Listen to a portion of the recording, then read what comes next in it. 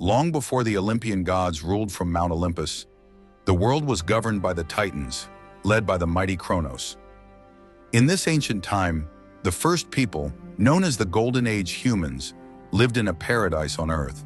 They knew no toil, sorrow, or old age. The land provided everything they needed, and they spent their days feasting and celebrating. When their time came, they simply drifted away into a peaceful slumber. After their deaths, their spirits became guardian demons, invisible protectors who watched over later generations of mankind. But this idyllic era was shattered by a great war called the Titanomachy. Kronos, fearing a prophecy that he would be overthrown by one of his own children, just as he had overthrown his father Uranus, swallowed each of his children as they were born. However, his wife Rhea managed to save their youngest son, Zeus, by giving Kronos a stone wrapped in swaddling clothes to swallow instead. Zeus grew up in hiding, and when he was strong enough, returned to challenge his father. He forced Kronos to regurgitate his siblings, and together they waged a 10-year war against Kronos and the Titans. The earth was scarred by fire and earthquakes, and a new age began with Zeus as the new king of the gods. Zeus, now the king of the gods, created the Silver Age of men. These humans were far less noble. They were slow to mature, living out their lives as foolish children for 100 years before growing into short-lived, conflict-ridden adults. They neglected the gods, and Zeus, disgusted by their lack of respect, eventually swept them away. Next came the Bronze Age, a race of fierce warriors forged for battle. They built their homes and weapons from bronze and had hearts as hard as metal. They lived for war and feasted on the flesh of their enemies. Their constant fighting led to their own destruction, and their souls descended into the dark underworld. Following their demise, Zeus entrusted the creation of a new race to the Titan, Prometheus, whose name means forethought, a wise and cunning god who had sided with Zeus against the other Titans. Prometheus shaped humanity from the earth, using the red clay of Prometheus in Boeotia, and Athena, the goddess of wisdom, breathed life into them. He made them stand tall, unlike the animals, so they could look up at the heavens and the gods. With his brother Prometheus, whose name means afterthought, he taught humans the skills they needed to survive: how to build homes, cultivate food, and tame animals. Most importantly, he taught them to honor the gods. He also took away their ability to see the future, so they would not be consumed by despair. Prometheus knew that for humans, who were poor and struggling, to truly flourish, they needed fire. But Zeus, wary of mankind's potential, refused to give them this powerful gift. Prometheus argued that with fire, humans would be able to make better sacrifices, but Zeus declined. Prometheus then invited Zeus to a feast at Sixion, which was a formal event meant to settle the division of sacrifices and assert Zeus's authority over mortals. At the feast, Prometheus butchered an ox and divided it into two piles. One pile contained the good meat, hidden under entrails, while the other, covered in shining fat, contained only bones. He then challenged Zeus to choose which pile would be for the gods. Though Zeus could see through the deception, he still chose the pile of bones to teach humans a lesson. From that day on, gods received only bones and fat during sacrifices, and Zeus, in his anger over being outsmarted, decreed, "Let them eat the good meat alone then, and go without the fire they need to cook it."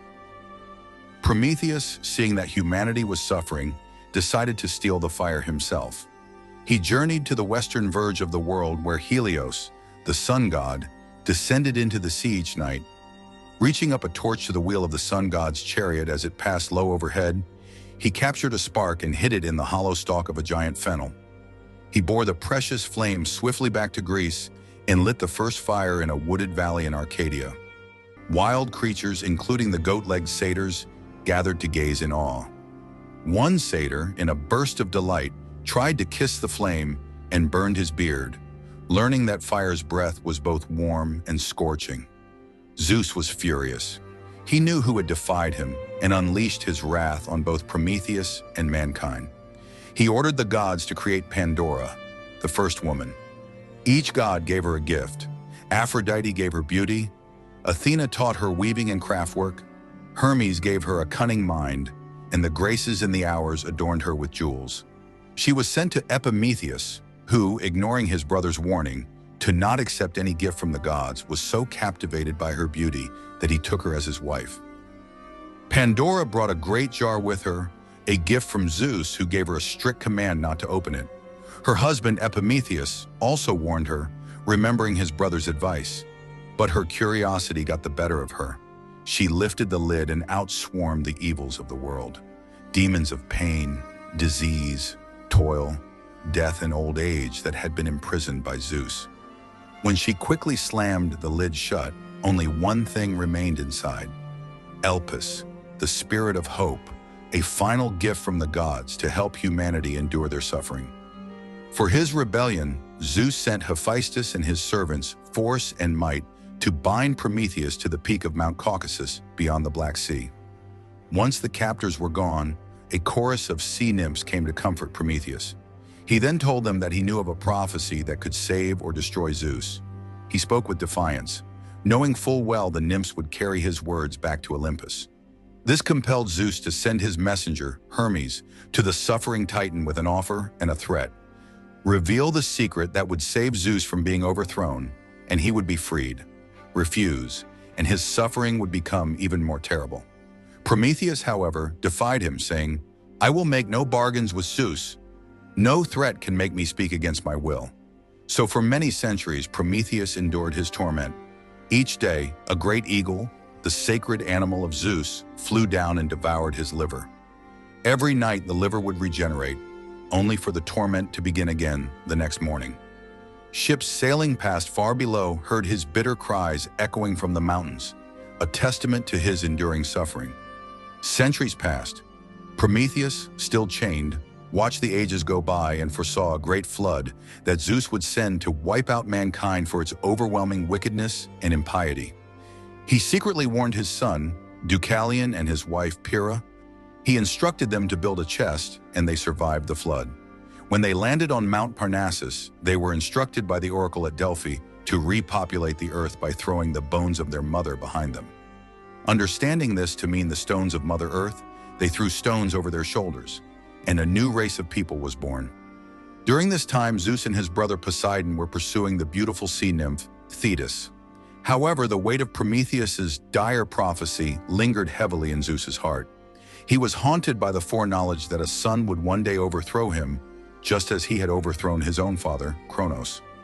Zeus had also long been aware of another prophecy, one that Prometheus had revealed to him.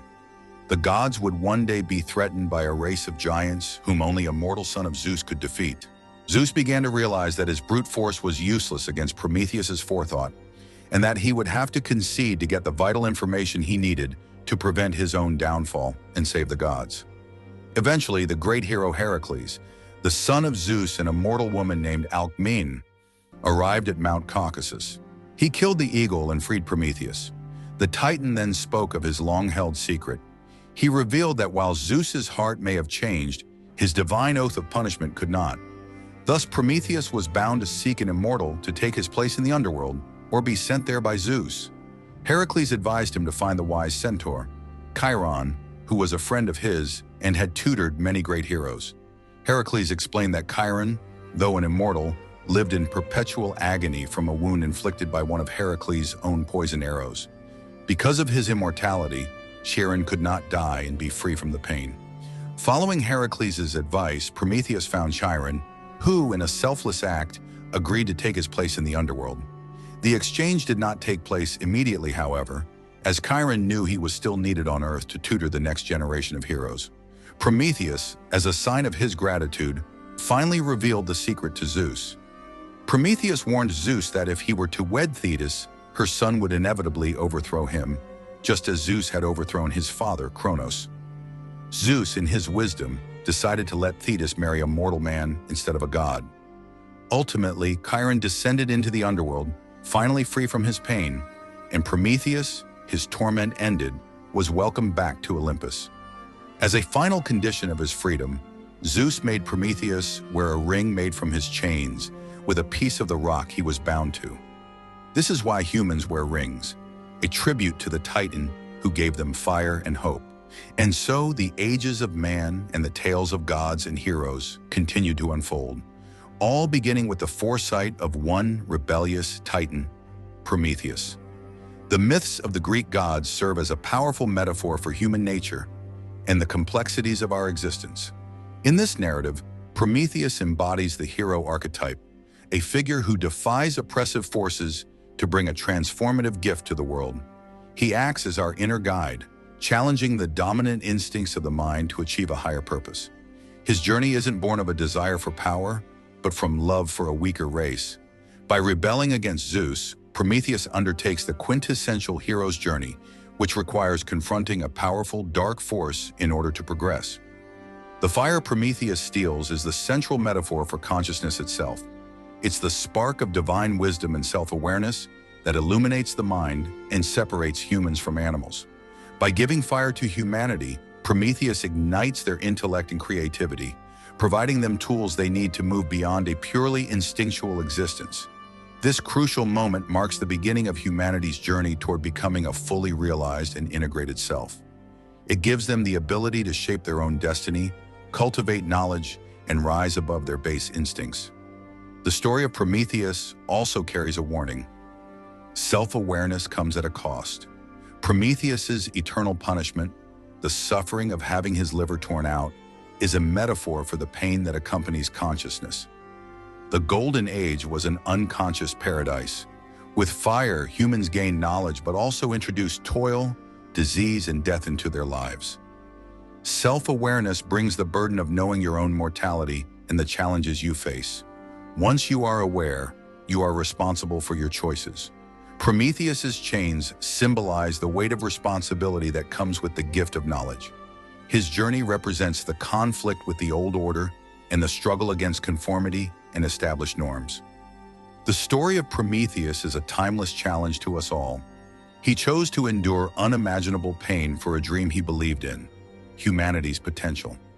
His sacrifice forces us to confront our own desires and the price of their pursuit. What are you willing to endure for a goal or dream that matters to you?